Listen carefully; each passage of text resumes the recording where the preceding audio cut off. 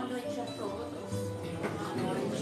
Sejam todos bem-vindos do plano físico, do plano espiritual. Nós vamos fazer a nossa prece inicial, então, fechando levemente os nossos olhos, relaxando, tentando se conectar com essa energia benfeitora que aqui se encontra, e rogando a Deus, a Jesus, o nosso Mestre, a Maria, nossa Mãe, que nesse momento possa permitir os espíritos amigos virem até nós, nos trazendo tudo aquilo que necessitamos, trazendo os bálsamos de cura, de paz, de amor, tranquilizando o nosso coração, aliviando a nossa dor, que possamos estar receptivos, possamos sentir a presença do nosso anjo guardião junto de nós, e possamos entregar todo o nosso pensamento, a nossa dúvida, o nosso medo, a nossa angústia ao nosso Pai Maior, que Ele possa nos ouvir, que Ele possa nos aliviar, que Ele possa nos carregar neste momento, como um grande Pai que é, amoroso e bom, misericordioso, que Ele possa aliviar os nossos corações e preencher de muito amor. E assim nós oramos aquela oração que o Mestre nos ensinou. Pai nosso, que estais nos céus, santificado seja o vosso nome. Venha a nós o vosso reino. Seja feita a vossa vontade, assim na terra como no céu. O pão nosso de cada dia nos dai hoje. Perdoai as nossas ofensas, assim como nós perdoamos a quem nos tem ofendido. E não nos deixeis cair em tentação, mas livrai-nos do mal, que assim seja. Boa noite, pessoal. Boa noite. Então, hoje, como o nosso tema é porque Deus permite a dor, né? Eu abri aleatório aqui e caiu no capítulo 5, Bem-aventurados os aflitos. E a leitura, causas atuais das aflições. As contrariedades da vida são de duas espécies, ou pode-se dizer, de duas origens bem diferentes, as quais é muito importante distinguir. Umas têm sua causa na vida presente e outras não nesta vida. Ao buscar as origens dos males terrenos, percebe-se que muitos são a natural consequência do caráter e da conduta dos que os sofrem. Quantos homens caem por causa de sua própria culpa? Quantos são vítimas do seu desleixo, imprevidência, orgulho e ambição? Quantas pessoas arruinadas pela desordem, desânimo, má conduta ou por não limitarem seus desejos? Quantas uniões infelizes, fruto de interesse e de vaidade, nas quais o coração não serviu para nada? Quantos desentendimentos e desastrosas disputas se evitariam com um pouco mais de calma e com menos melindres? Quantas doenças e enfermidades resultam da imprudência e excessos de toda ordem? Quantos pais são infelizes por causa dos filhos, por não combaterem neles desde pequeninos as manifestações de suas más tendências?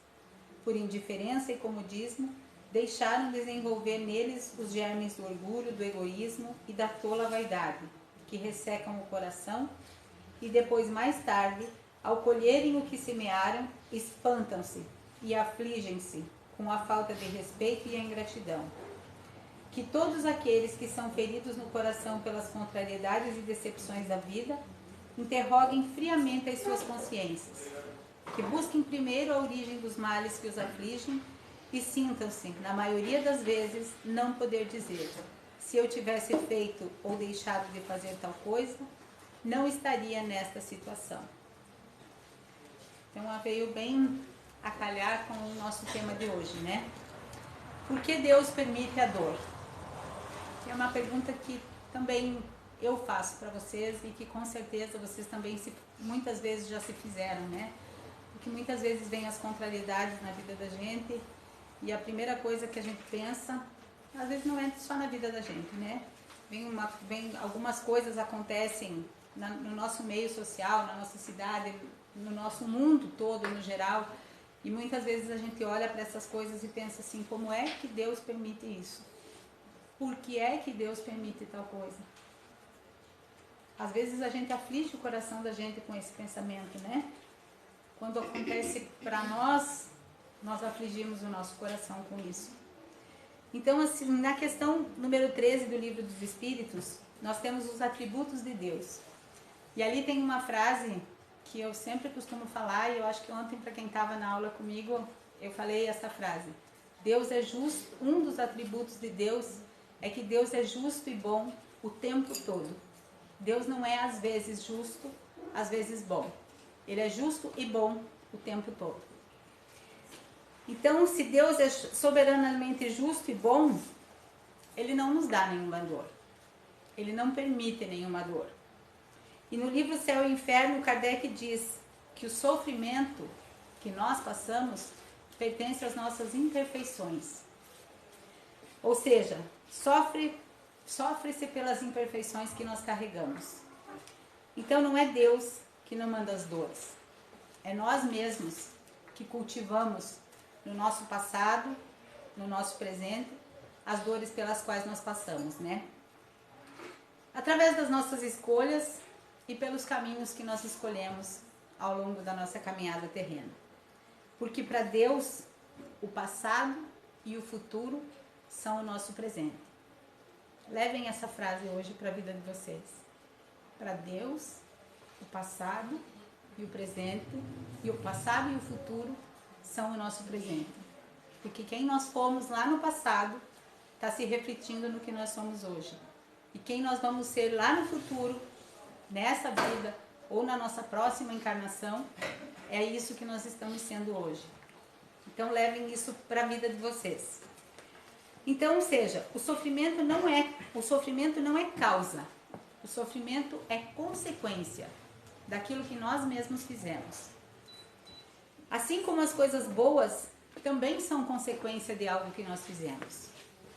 Então, antes de tudo, nós precisamos esquecer a ideia de que o sofrimento é uma imposição divina, é uma imposição de Deus. Que o sofrimento é da lei de Deus. Na lei de Deus estão causa e efeito, não sofrimento, não as benevolências que a gente tem na vida da gente, mas consequências puras e simples. Ainda no mesmo livro, isso está no livro da Gênese, tá? Ainda no mesmo livro da Gênese, no capítulo 7, tem o Código Moral da Vida Futura. E no artigo 3º, se não me engano, nos diz que as nossas imperfeições nos geram sofrimentos e que não há um ato sequer benévolo que não haja um efeito de mérito, mas também não há nenhum ato imperfeito que não gere consequências. É assim que nós temos no artigo 3º desse Código Penal da Vida Futura. Mas que ideia é essa de consequências? Joana de Ângeles, no livro Plenitude, ela fala assim, ela nos mostra 3 características do sofrimento. O sofrimento que vem do sofrimento, o sofrimento que vem da impermanência e o sofrimento que vem do condicionamento, de uma cultura onde se vive.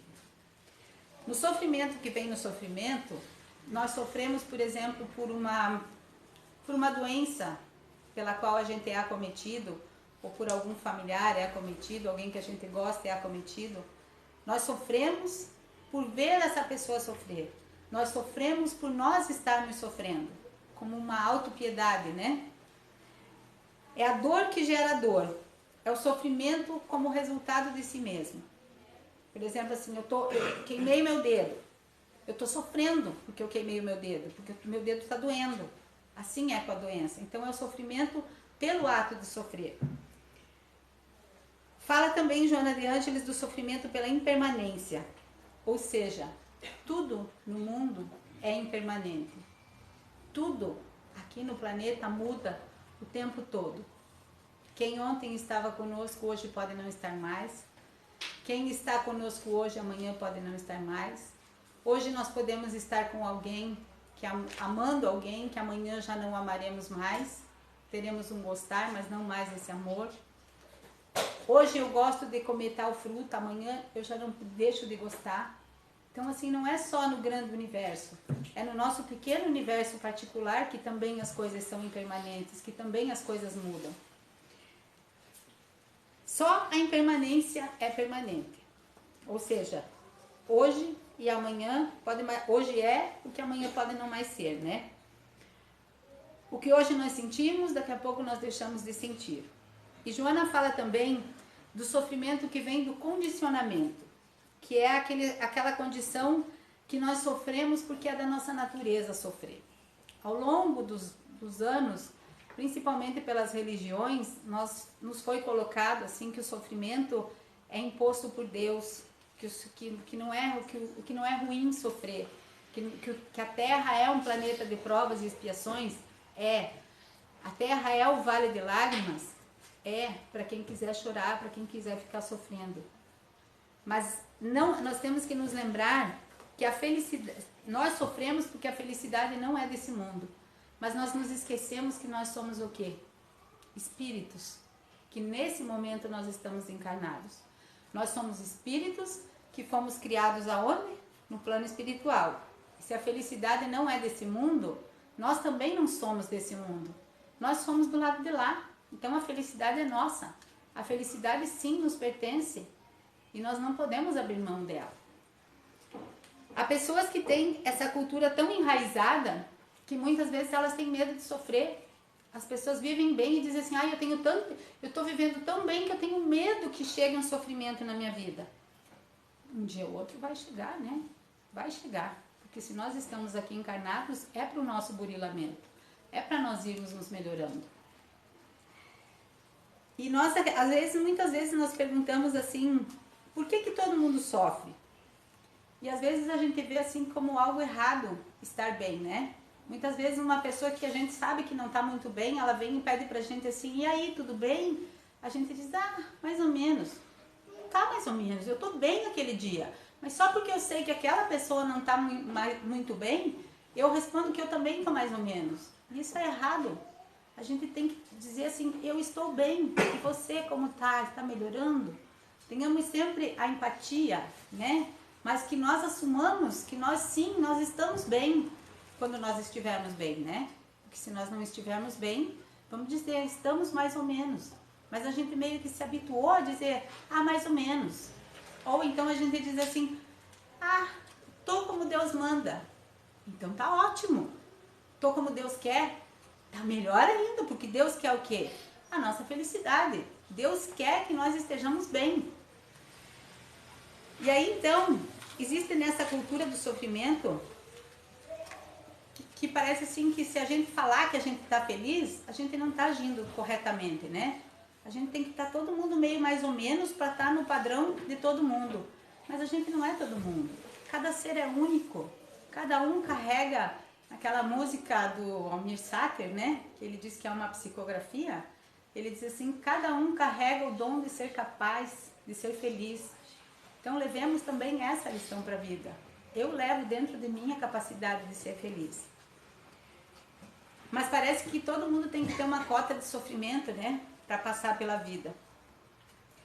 Eu vou dizer para vocês que quando meu filho desencarnou, acho que todos vocês sabem que eu tenho um filho desencarnado, né? Com 19 anos, meu filho desencarnou há 12 anos atrás. Quando meu filho desencarnou, foi assim... Não tem como dizer assim que não foi um trauma, um jovem desencarnar aos 19 anos, né? Mas quando eu saí do cemitério, eu embarquei no carro com o Domênico e eu disse para ele assim, eu sinto dentro de mim uma paz que eu desconhecia. E eu não sei explicar para vocês o que é essa paz que eu sentia, mas eu sentia paz, eu sentia serenidade, eu não sentia desespero, dor e sofrimento no meu coração.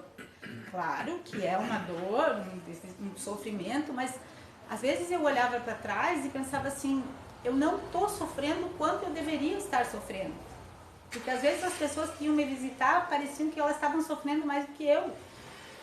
E passados alguns anos, o Domênico me disse que ele também tinha essa sensação, de que ele também deveria sofrer mais.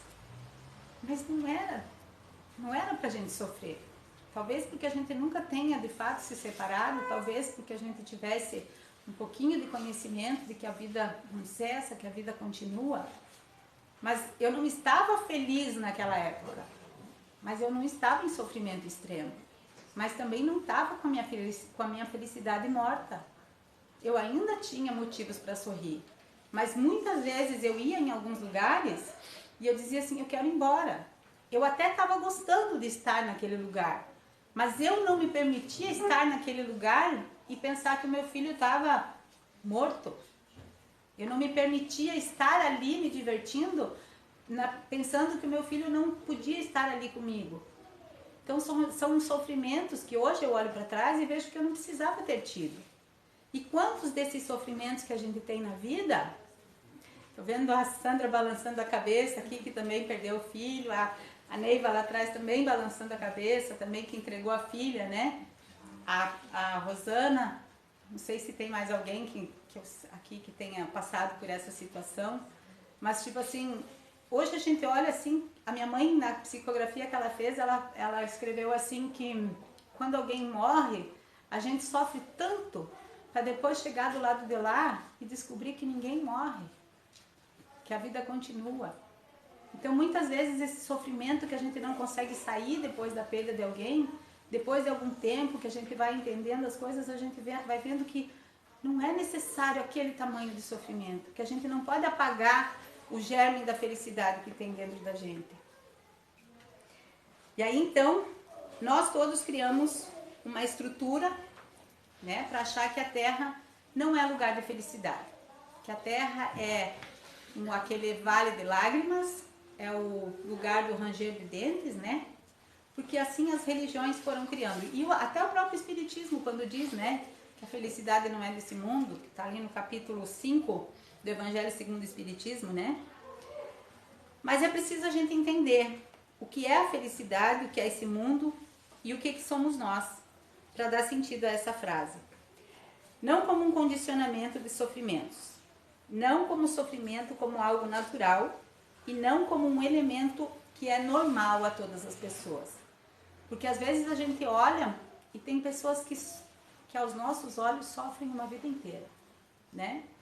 Por exemplo, assim, pessoas que vivem com menos poder aquisitivo, né? Moram às vezes num casebrezinho, dependem da ajuda de outros, e quantas vezes lá num quartinho desse casebre ainda tem uma criança especial, uma criança que vive em estado vegetativo. A gente olha isso e pra gente é um sofrimento extremo.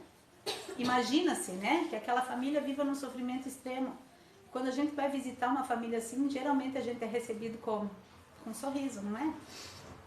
A gente olha para um morador de rua e a gente pensa assim, como é que vive nessa condição? Aqui na nossa região que é tão fria, que o inverno é tão rigoroso, e às vezes eles estão cobertinhos com aqueles cobertorzinho pulguento e deitados num papelão, e ali eles dormem. E a gente está lá guardado em casa, com fogo, com lareira, com cobertor, com blusa, com pijaminho de pelinho, né? E ainda está passando frio. E aí a gente pergunta assim, como é que aguenta? Então, gente, o sofrimento seria uma exceção, a dor seria uma exceção, mas infelizmente não é. Por conta do quê?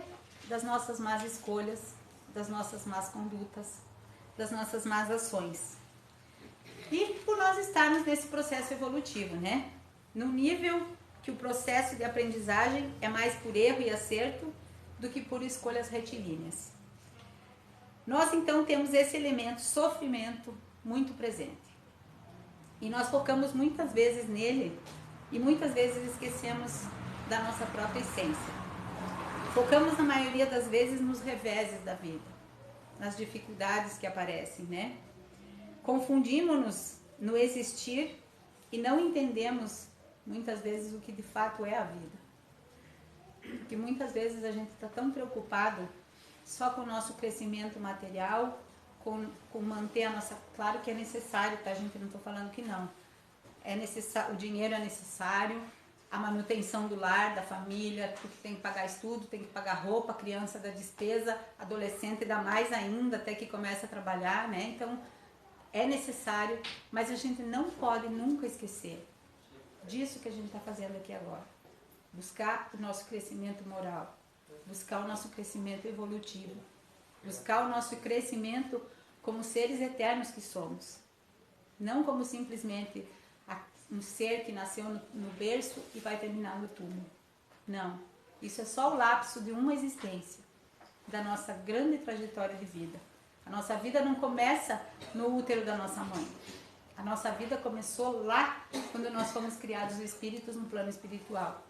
E de lá ela é infinita, tal como Deus o é. E por isso, nós não entendemos quando Jesus diz no Evangelho de João, quando ele diz que eu vim para que todos tenham vida e vida em abundância. Isso já soa para nós como fora de uma realidade possível, né? Eu vim para que todos tenham vida e vida em abundância, sendo que para tanta gente falta quase tudo no nosso planeta, que é o planeta pertencente a Jesus, né? Mas é preciso que nós reavaliemos os nossos conceitos existenciais. Estar encarnado não é sofrimento, não é punição e nem é para sofrer. Ainda que nós estejamos em um mundo de provas e expiações, passando agora, vivendo esse momento turbulento de transição planetária, né? Que aí nós vamos ser um planeta em regeneração, não ainda um planeta regenerado, né? E na questão 132 do Livro dos Espíritos, Kardec pergunta: qual a finalidade da encarnação dos espíritos? Porque se nós fomos criados do lado de lá, o nosso lugar seria do lado de lá, né? Se Deus nos criou lá, por que nos mandar para lugares diferentes, né? Aí então, por que nós temos que vir e encarnar na Terra? Por que nós temos que vir para esse mundo material se o nosso lugar é do lado de lá? Se nós fomos criados para estar lá, se a nossa verdadeira morada é lá. Quando alguém desencarna, a gente não diz voltou para casa. Nós espíritas já estamos mais acostumados a isso, né? Voltou para casa. Quando eu falo do meu filho, eu sempre digo assim, quando o Júnior voltou para casa, quando o Júnior foi, não me refiro mais nem a desencarne, nem a nada. É como se fosse uma viagem. Claro que são 12 anos de trajeto, né? Então, assim, hoje eu já falo com naturalidade disso. Mas, assim, então, por que nós temos que vir para esse mundo que parece, então, que a gente está aqui é meio que um desvio de rota, né? Se o nosso lugar é lá. Por que a necessidade de encarnar na Terra? E os espíritos respondem, então, a Kardec. Deus vos impõe a encarnação com a finalidade de vos fazer progredir. Para uns uma prova, para outros uma expiação. Todo mundo bem entendido no que é prova e no que é expiação? Ou querem que eu fale um pouquinho? Fala ou não? Sim? Fala. Prova e expiação. O que é prova? Vamos falar primeiro. Elas meio que se confundem, assim, né? Prova. Eu vim aqui para a Terra, eu não tinha motivo nenhum. Eu vou continuar citando o exemplo do Júlio. Vamos pegar ele hoje, que de repente está por aqui, né? Às vezes eu me pergunto assim, será que alguma vez eu tirei o filho de uma mãe e agora Deus me tirou ele, né? Deus não, porque fui eu mesma, que se eu tirei o filho de uma mãe, é eu que tenho que passar por isso, né? É eu que tenho que vir com isso. Então, assim, eu pensava assim, será que às vezes, em alguma das minhas existências, eu tirei um filho de uma mãe para agora estar passando por essa situação? E aí, como é que eu vou agir diante disso, né? O Júnior desencarnou num acidente onde era um amigo dele que estava dirigindo. Eu poderia ter culpado esse amigo dele, poderia ter apontado, né? Poderia ter achado 1000 motivos para nunca mais olhar na cara dele. Mas o dia que eu vi ele, eu abracei e eu acolhi. E eu agradeço sempre a Deus por não ter sido eu, por não ter sido Domênico, por não ter sido alguém da família.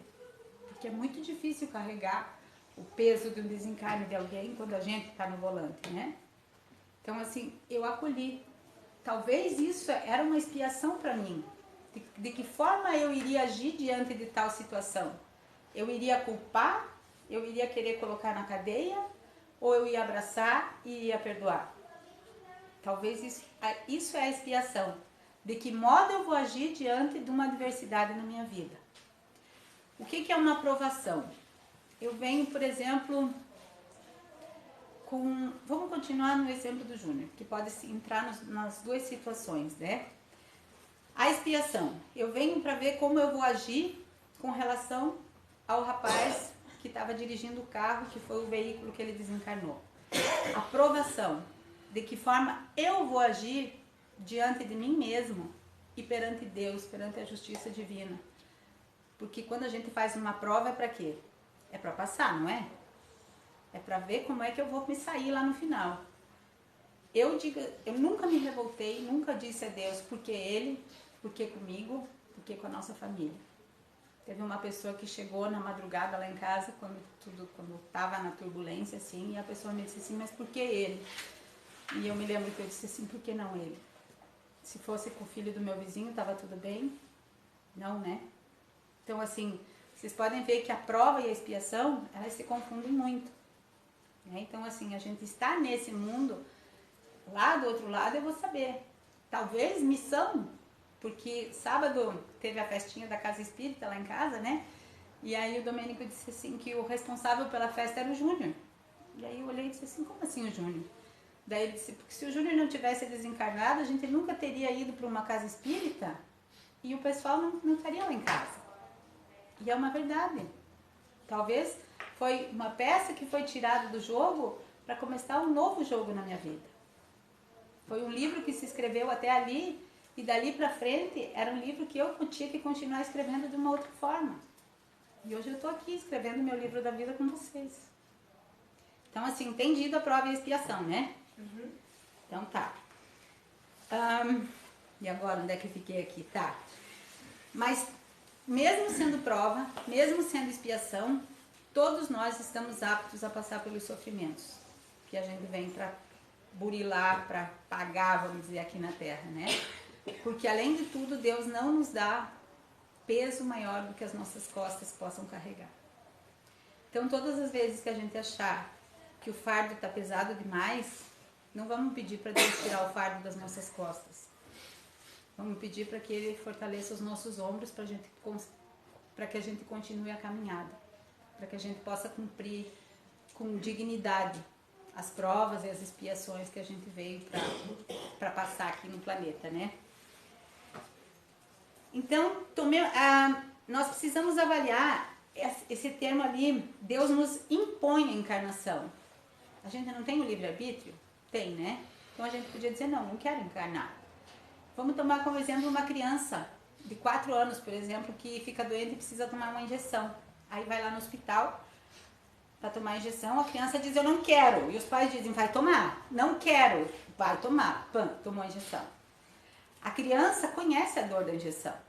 Ela não conhece o efeito. E os pais conhecem o efeito, né? Então a criança conhecia a dimensão da dor. E os pais sabiam do efeito do medicamento. O pai e a mãe visualizaram o resultado, enquanto a criança visualizava só aquele momento da dor. E assim nós, no mundo espiritual, quando a gente está por reencarnar, a gente diz assim, eu não vou. E aí vem os emissários divinos lá que trabalham no Ministério da Reencarnação e diz, você vai. Você diz, não vou, vai vir. Cheio das carguinhas para pagar, né? E aí a gente vem. E por quê? Porque a gente vê no ato reencarnatório, eu vejo o ato reencarnatório com as dificuldades que tem. E eles veem, os mentores veem no ato reencarnatório os resultados, os paraquês e os porquês desse ato. Então aquele verbo impor é necessário. Estar na carne nos dá a ideia de um recomeço. Estar na carne nos dá a ideia de um começo e não de um recomeço. Mas é aquilo que eu falei, né? Como a gente esquece o passado, a gente entende que a vida começa no berço e termina no túmulo. Mas nós que já frequentamos a casa espírita já sabemos que não é assim, né?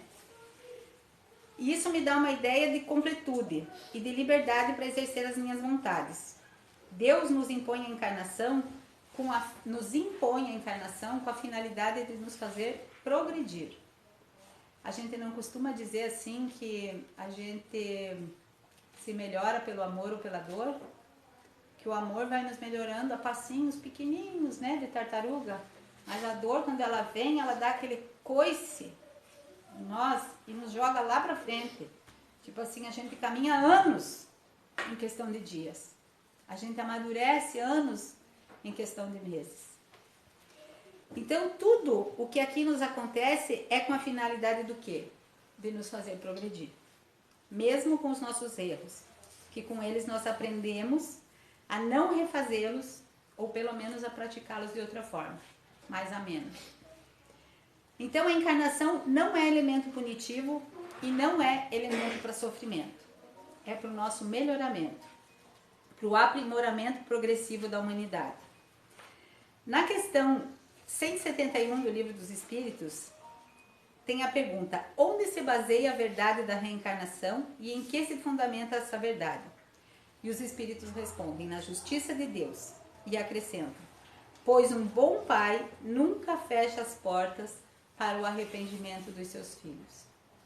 Então, quando a gente chega lá, do lado de lá, que a gente não tem mais, como eu falei ontem, né, a nossa carinha de pau, que a gente passa o vernizinho e vai mostrar para a sociedade, a gente chega do lado de lá sendo quem realmente a gente é, sem conseguir esconder nada de ninguém, coloca o rabinho no meio das pernas, baixa a cabecinha e implora a Deus, aos emissários divinos, por uma nova oportunidade para virmos para cá e nos melhorarmos, principalmente naquilo que a gente errou nas encarnações passadas.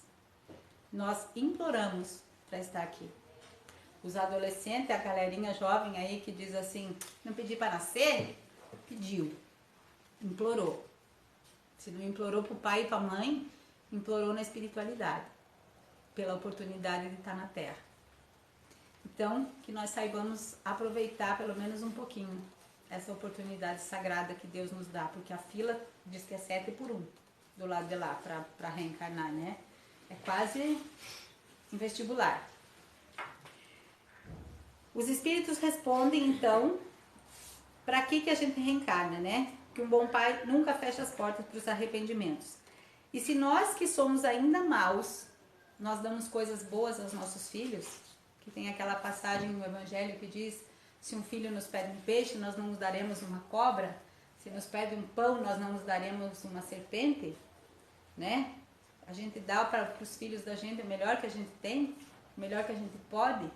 Então imagina Deus, se Ele não gostaria de nos dar só as coisas boas. Então como dizer que Deus nos manda ou nos dá sofrimento, se Ele é todo bondade na linguagem do Cristo? Se Ele é justo e bom o tempo todo, e se Ele nos abre as portas reencarnatórias tantas vezes quantas forem necessárias até nós chegarmos à nossa perfeição. Porque Ele nos criou simples e ignorantes, com desejos de progresso, para que nós, por nós mesmos, pelo nosso mérito, no tempo de cada um de nós cheguemos a ser espíritos puros, tal como é Jesus. Porque Jesus, na breve passagem dele na terra, ele nos disse: vós sois deuses, podeis fazer tudo o que eu faço e muito mais. Então a nossa meta é essa, né? Dia a dia, encarnação em encarnação. Vai demorar? Vai. Mas a gente vai chegar lá um dia. A nossa meta é ficar igual a Jesus. Nem que demore. Então, gente, com o ideal espírita, nós chegamos à ideia desse Deus. Esse Deus bondoso que nos dá todas as chances. Não mais aquele Deus punitivo da época mosaica, né? Então, por que nós sofremos? Porque não entendemos que os sofrimentos são consequências dos nossos próprios atos. Já dizia o Cristo, não se colhem figos de espinheiros. Ou seja, aquilo que se planta, se colhe. Isso não é punição, isso não é vingança. Isso é só justiça. Não adianta eu semear melancia e querer colher laranjas, né? Eu vou colher melancia. Então, isso é pura e simples, causa e efeito, ação e reação.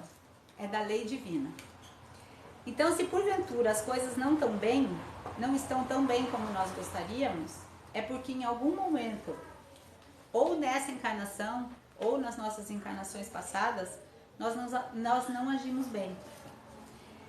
Porque a essência da nossa existência e da lei de Deus é o estado de felicidade. Na questão 614 do Livro dos Espíritos, Kardec pergunta: o que se entende por lei natural, que é a lei divina, né? E os Espíritos respondem: é a lei de Deus, criada por Ele para a felicidade do homem. Ela lhe indica o que deve ou não deve fazer.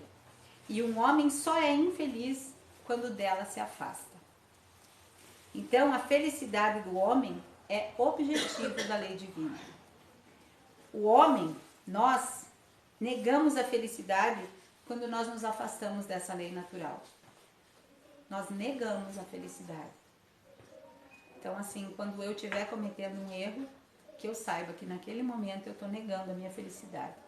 Minha felicidade instantânea, momentânea, e comprometendo a minha felicidade futura. E onde está escrita essa lei de Deus? Na questão 621 do Livro dos Espíritos. Onde está escrita a lei de Deus? Vocês já sabem. Na consciência, né? Dentro de cada um de nós. Então, a felicidade é intrínseca à nossa condição de ser. Se a lei de Deus está escrita na consciência e a lei de Deus é para a felicidade do homem, então a felicidade é algo nosso, é algo interior, é algo que nós temos, um germe que nós temos dentro de nós. E o que nós temos fora não é felicidade. O que nós buscamos fora não é felicidade. Porque muitas vezes é só esse mundo ilusório, esse mundo instagramável que a gente está vivendo, né? A gente olha às vezes em feeds de pessoas no Instagram, assim, até de pessoas que a gente conhece. E aí a gente pensa assim, nossa, tá vivendo uma vida daquela, né? Mas a gente conhece, a gente sabe que não é bem assim. Que a vida real, a vida das redes sociais, não é a vida real, não é a vida do dia a dia. Eu lavo louça todo dia. Não tem uma foto no meu feed de eu lavando louça. Não tem eu pendurando roupa. No de vocês tem? Não tem, garanto que não tem. Né? Então, assim, a vida de rede social, a vida lá de fora, não é a vida nossa de dentro. Não é o que nós realmente somos. Né? Porque a felicidade sempre estará dentro. As questões de fora de nós podem até nos alegrar ou nos entristecer, mas não me tira a condição de feliz, porque a felicidade faz parte da minha estrutura espiritual. Nós fomos criados por Deus como espíritos simples e ignorantes com o impulso de progredirmos, né? Aquilo que eu já falei. E pelo nosso livre-arbítrio, nós fazemos as nossas escolhas. E pelas nossas escolhas, as consequências e os resultados. Ou seja, nós somos os responsáveis pela nossa existência e pela quantidade de vezes que tenhamos que ir e voltar aqui para a Terra. Pela quantidade das nossas encarnações, bem como pelas situações pelas quais nós teremos que passar.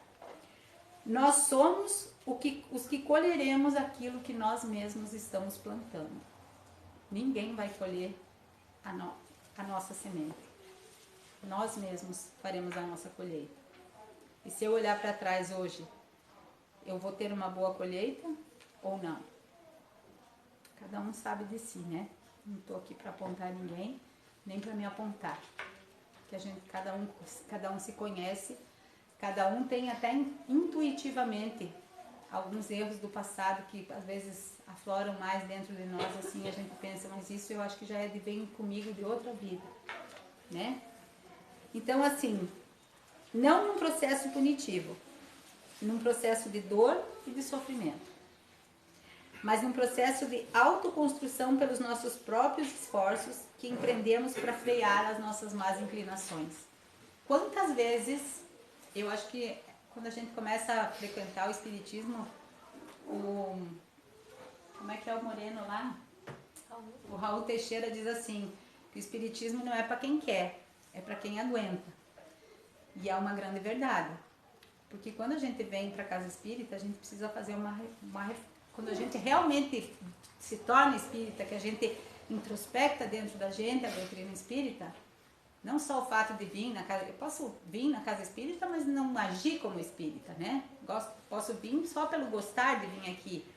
Mas quando a doutrina entra de verdade dentro da gente, tem muitas coisas que a gente tem que frear nesses maus instintos que a gente tem. Por exemplo, assim, uma rodinha de fofoca. Eu escutei, mas eu como espírita vou levar isso adiante? Eu sei que eu não devo levar. Vou levar? Não. Qual seria a minha conduta? Saio da conversa como se não tivesse ouvido e cerro a minha boca. Sabem os macaquinhos que tem? Que eu não ouça o mal e caso que eu não veja o mal e caso eu veja o mal, que eu não ouça o mal. E ainda que eu veja e ouça o mal, que eu não fale o mal. Outra lição vai levar para casa, quem não sabia, né? Então, assim, quando a gente entra na doutrina, muitas coisas a gente tem que mudar em nós, né? Muitas coisas a gente tem que frear desses maus instintos que a gente tem. Porque é nosso ainda, é da raça humana. Não vou dizer para vocês que eu sou perfeito, que eu não erro. Mais do que vocês. Muito. Tropeço, meus olhos julgam, mesmo que eu não queira. E assim é com todo mundo. Né? Nós somos imperfeitos, por isso que nós estamos aqui para progredir. Se não precisasse, nós já não estávamos mais aqui. Então, nós não podemos transferir para a vida aquilo que não é dela. Mas nós temos que viver a vida intensamente. Entendê-la na sua essência sem confundir vida com encarnação. Porque nós só temos uma vida, aquela criada lá na espiritualidade que se divide em várias existências. Mas sempre a mesma vida. Nós não estamos aqui para ver a vida passar, mas para caminhar além dos nossos sofrimentos e dores. E nós vamos entendendo que os reveses fazem parte do nosso crescimento e da nossa aprendizagem. O processo de sofrimento não nos libertamos, mas cessamos, porque entendemos que nós não somos vítimas. Nós não somos vítimas das quais Deus simplesmente impôs um sofrimento.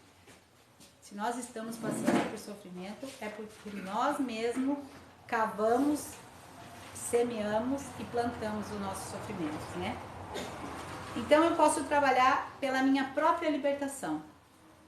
A gente sabe as más tendências que a gente tem, né? A gente sabe os erros que a gente comete e a gente sabe como evitá-los também, né? Me esforçando e crescendo apesar das dores. Aquilo que eu disse para vocês, se não fosse pela dor, hoje eu não estaria aqui falando para vocês. Hoje eu estou escrevendo a continuidade do livro da vida do meu filho, falando aqui para vocês. Eu podia estar lá na minha casa, se ele estivesse por aqui, mas eu tinha talvez algo de missão, não sei. Então, assim, estou aqui hoje pela dor, isso eu garanto para vocês. E eu nunca tinha ido numa casa espírita antes do desencarne dele. E eu digo assim que a pior fase do desencarne de alguém que mora dentro da casa da gente é ali no 3º, 4º mês, quando todo mundo já voltou a viver a vida, e dentro da casa da gente aquela nuvem preta não sai. A gente sente a falta, a gente já caiu a ficha de que não vai mais voltar, que todo mundo voltou à vida, que eu já esqueci, que todo mundo já esqueceu e que eu tô ali na angústia. Então nesse dia eu olhei para o céu, eu morava ali na frente da MG, no predinho do Casaroto ali, eu olhei para o céu assim e disse: Deus, abrevia meus dias na terra porque eu não tô mais aguentando. E aí no mesmo instante eu pensei assim, eu tenho uma filha, eu tenho uma família que precisa de mim e eu preciso continuar. E foi nesse dia que eu fui para uma casa espírita. Foi nesse dia a minha primeira vez. Então assim, o nosso tempo para crescer e para melhorar é agora. Nos apeguemos aos benefícios da prece, que se ela é ditada do coração, ela chega a Deus, ela agrada a Deus e Deus nos ouve. E como melhor remédio, como melhor caminho para atravessar as dificuldades, amemos. Não só aqueles que estão dentro do nosso lar, não só aqueles que nós temos a ilusão de nos pertencer, que é o meu filho, meu marido, meu pai, a minha mãe. Jesus simplesmente disse: Deus é amor. Ele não falou por quem, né? E é esse amor que a gente tem que ter. Eu amar, não interessa quem. a todos, a coletividade, a minha irmandade diante de Deus. Não coloquemos então as nossas dores, nossos sofrimentos na conta de castigo divino, mas compreendamos que estar na Terra, encarnado e buscando se melhorar, é algo belíssimo. Por mais dura que seja, que estejam os nossos dias, tenhamos a vida e a encarnação como algo muito bonito, como aquela oportunidade bendita que Deus está nos dando. E que não há no mundo vida melhor do que a minha, porque só eu posso vivê-la e melhorá-la. E para encerrar, eu vou colocar aqui para vocês uma historinha dessas que gira pela internet aí, que havia um homem que queria vender um sítio. E ele andava pela rua e ele encontra o poeta Olavo Bilac. E aí ele diz assim: ah, poeta, tu escreve tão bem. Eu preciso que... Tu podia escrever um anúncio, que eu quero vender meu sítio, e tu podia colocar um anúncio no jornal fazendo a propaganda, né? E ele disse, o poeta disse, claro, eu escrevo. E aí o poeta escreveu assim, ó: vende-se encantadora propriedade, onde num extenso arvoredo cantam os pássaros no alvorecer.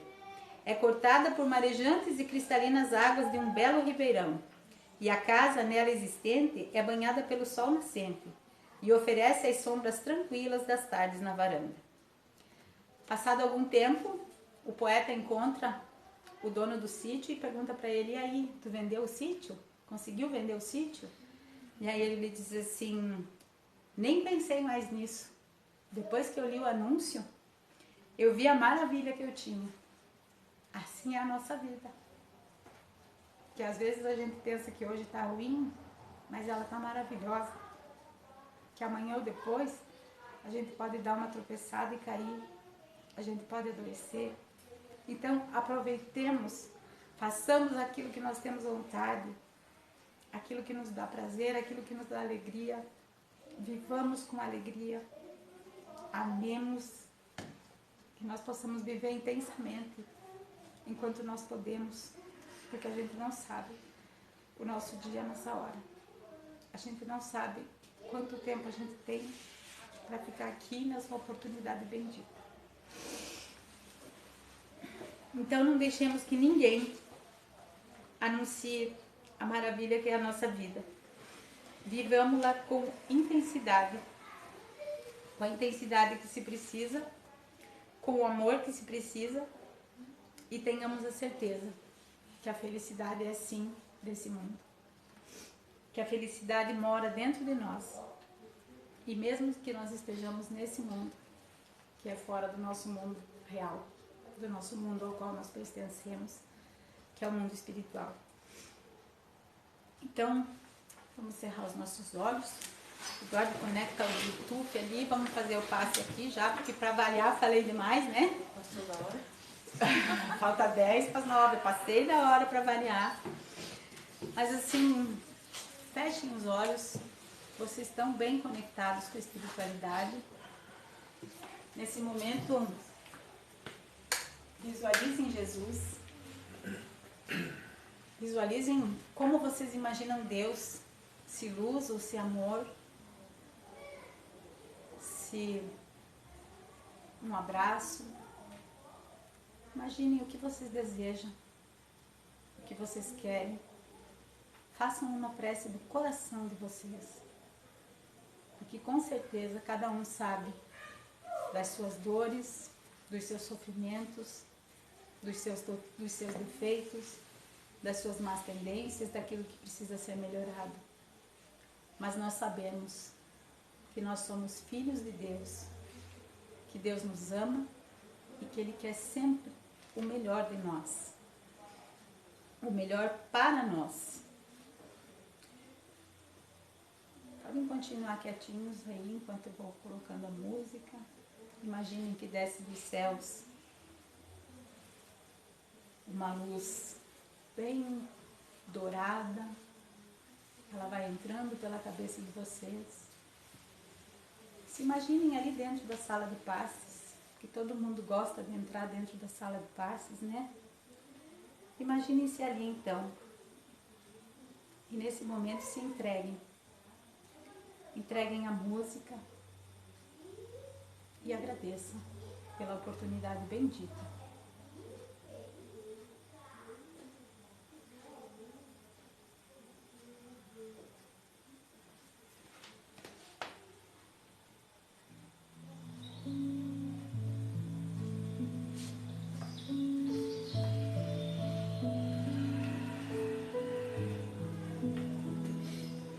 pegando o note. Desliga aqui.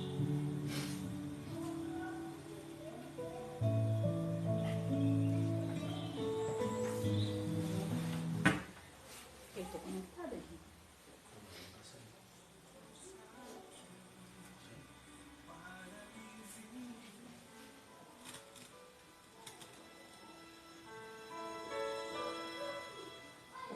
Deus está aqui neste momento.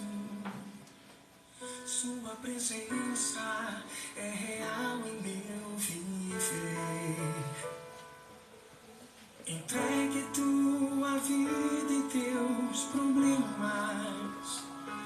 Fale com Deus, Ele vai ajudar você.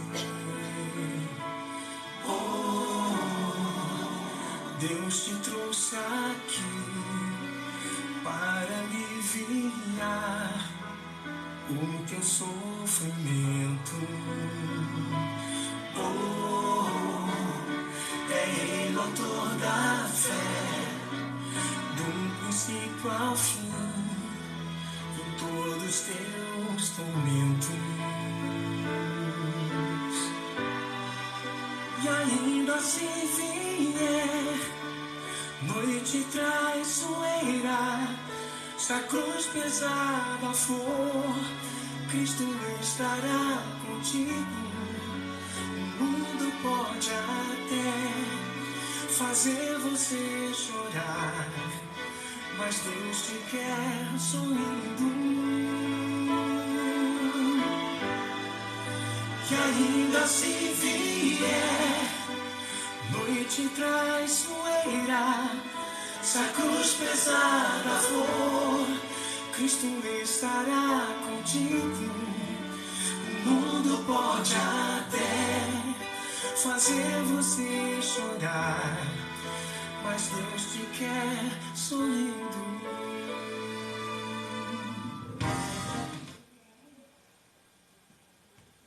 Que vocês levem desse local os melhores eflúvios, os melhores bálsamos, que vocês vão para casa serenos e em paz, e que essa noite, durante o sono, vocês possam cada um ir ao plano espiritual e lá continuar aprendendo e se melhorando.